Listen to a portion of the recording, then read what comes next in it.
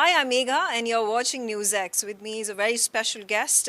His name is Dr. Jack Szostak. He's a professor of chemistry at University of Chicago, and he is very well known across the globe for the 100th Nobel Prize that he won in medicine or physiology for the discovery of how chromosomes are protected by telomeres. Thank you very much, Professor, for joining me and speaking to us. Thank you for having me here. You've not come to India for the first time. You have been visiting here very often in the past as well. How has your experience been?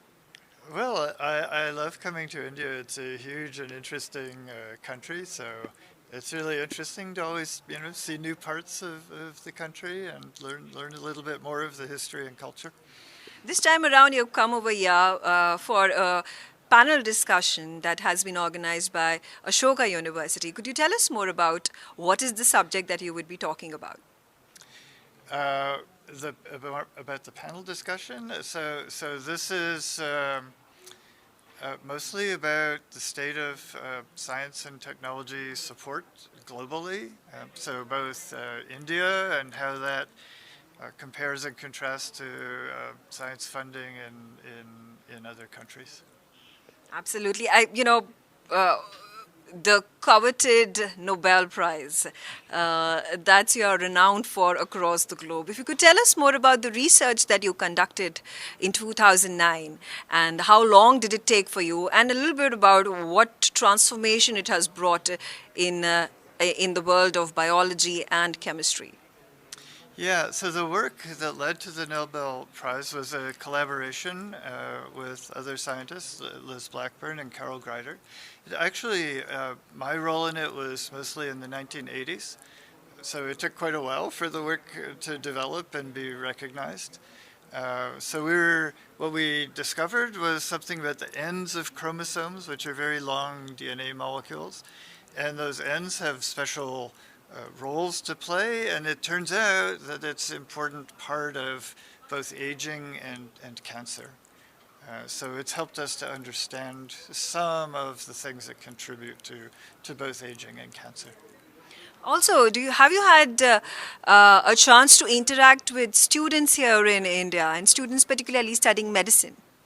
Yes, I have on many visits. So both at Ashoka University and at many other places where I've given talks. So it's always fun to talk to students and hear their questions about science today. You're also a professor of chemistry. You're teaching in the United States of America. Could you tell us more about the kind of role, also your interactions, and what is the?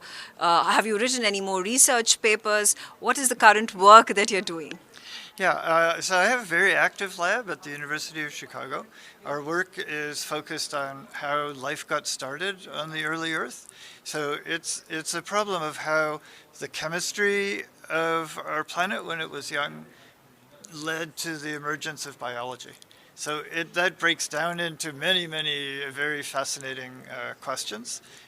So yeah, it keeps me and my students really excited all the time.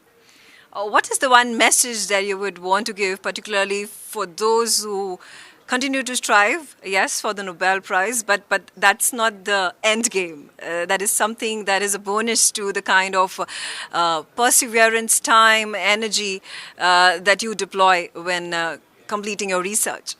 Yeah, I would say, it's a mistake to go after any kind of prize, because what really should be driving scientists is their curiosity about how the world works, trying to solve sometimes specific problems, and just increase our understanding of the world. And if you just follow your curiosity, then if you're lucky, that can also lead to things like the Nobel Prize.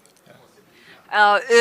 In the coming future, any possibility of making more trips to India, and particularly if you have gotten the opportunity to sightsee, go to touristic spots across our country?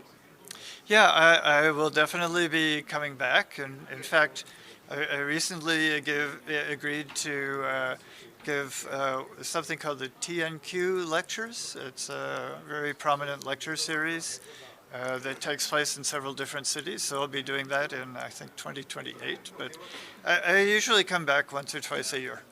That's fantastic. Thank you very much, Professor Szostak, for joining us, speaking to us on NewsX, and a grand, warm welcome for you here in India once again. Thank you very much. It's nice talking with you.